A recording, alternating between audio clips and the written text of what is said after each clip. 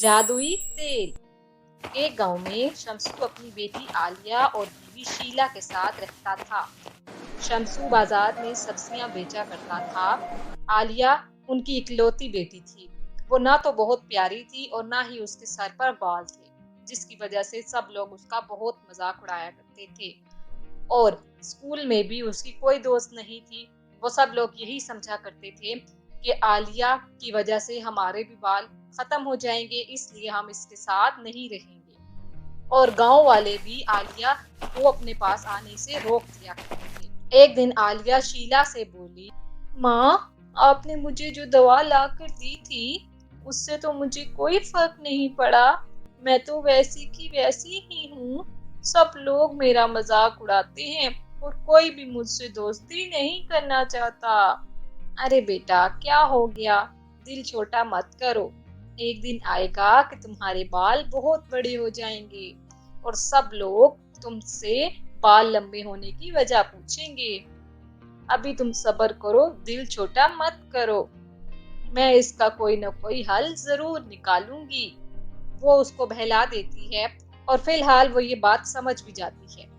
इतने में शमसू वहां आता है और उन दोनों की बातें सुन लेता है। तो शमसू भी अपनी बेटी को यही बात समझाता है और आलिया अपने माँ बाप दोनों की बातें सुनकर कहती है, ठीक है बाबा और माँ, मैं आपकी बात मान लेती हूँ। इस तरह वो तीनों आपस में बातें करने लग जाती हैं और फिर आलिया अपने कमरे में चली जाती है क्योंकि उसने अपनी स्कूल की पढ़ाई करनी थी। अगले दिन जब वो स्कूल गई तो वहाँ उसकी एक क्लास की लड़की बहुत प्यारे बाल बनाकर आई हुई थी और सब लोग उसकी तारीफ कर रहे थे और उससे पूछ रहे थे कि उसने इतने अच्छे बाल कहाँ से बनवाए। जब आलिया ने ये देखा तो सब लोग उसका मजाक उड़ाने लग गए कि तुम्हारे पास तो बाल ही नहीं है, तो तुम क्या देख रही हो। आलिया बहुत उदास हुई और रोने लग गई और फिर उसको अपने माँ बाप की बात याद आई तो उसने कहा, कोई बात नहीं, मेरे भी बाल आ जाएंगे। और वो ये कहकर चली गई, जबकि पीछे से उसकी दोस्तें हंसने लग गई। जब आलिया को छुट्टी हुई तो वो घर वापस आ रही थी तो जंगल के रास्ते में उसे एक बूढ़ी औरत नजर आती है। वो औरत तेल बेच रही थी।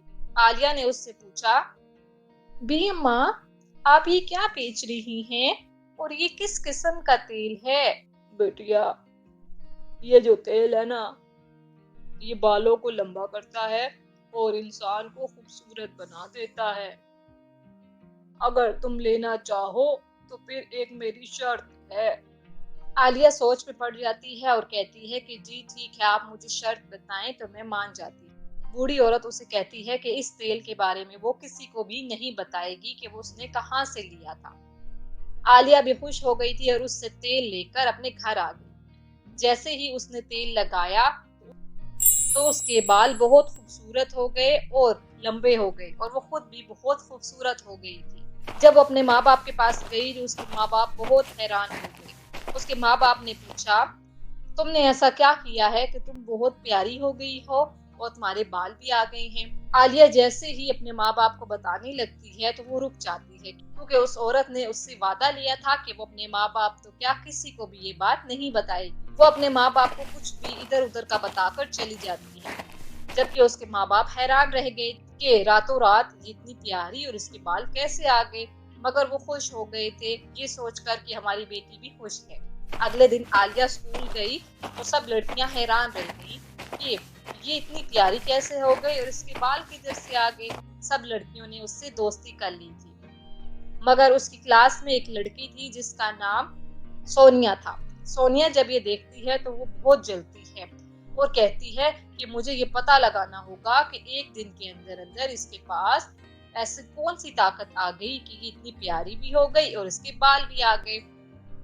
अब आलिया बहुत खुश रहने लगी थी क्योंकि सब ने उससे दोस्ती भी कर ली थी और सब उसकी बहुत तारीफ किया करते थे। अब जब आलिया अपने घर आई तो उसके पीछे पीछे सोनिया भी उसके घर आ गई और खिड़की से उसने देखा कि आलिया एक तेल लगा रही है जिसकी वजह से उसके बाल और खूबसूरत हो जाते हैं। और आलिया तेल से बातें कर रही थी, ए प्यारे तेल, तुम्हारी वजह से ही मैं इतनी खूबसूरत हुई हूँ। मैं तुम्हें अपने आप से कभी जुदा नहीं करूंगी और मैं किसी को नहीं बताऊंगी। کہ تمہاری وجہ سے مجھے یہ سب ملا ہے۔ سونیا جب یہ سنتی ہے تو حیران رہ جاتی ہے اور منصوبہ بناتی ہے۔ اچھا تو یہ بات ہے، اس تیل کی وجہ سے اس کے پاس یہ سب آیا ہے، میں اب یہ تیل چوری کر لوں گی۔